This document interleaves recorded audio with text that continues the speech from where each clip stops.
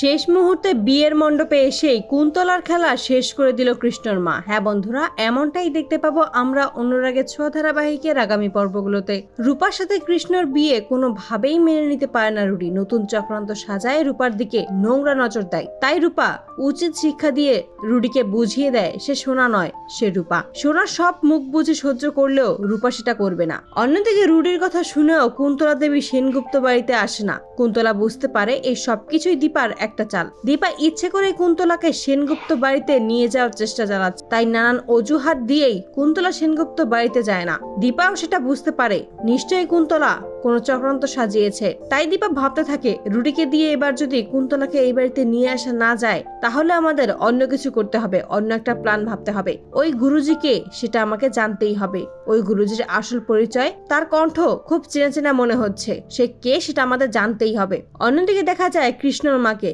সেদিন ভাগ্যক্রমে কুন্তলার হাত থেকে বেঁচে যায়। হঠাৎ করে যখন নিজের ছেলের বিয়ের কথা জানতে পারে তখন আর নিজেকে ধরে রাখতে পারে না, ছুটে যায় কৃষ্ণর বিয়ের ওইখানে। তাই বিয়ের মণ্ডপেই আসে নিজের ছেলেকে দেখার জন্য।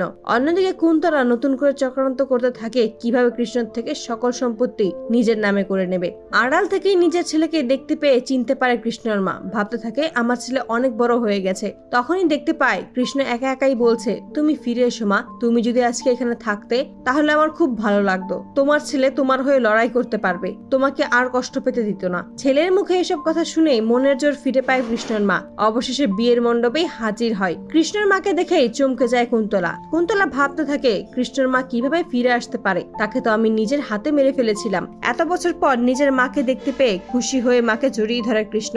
অবশেষে বিয়ের মণ্ডপেই নিজের মুখ খুলে কুন্তলার খেলা শেষ করে দেয়। তো বন্ধুরা, তোমরা এটাই তো চাও এভাবেই যেন শেষ মুহূর্তে এসেই বিয়ের মণ্ডপে কুন্তলার খেলা শেষ করে দেয় কৃষ্ণর মা? কমেন্টে জানাও।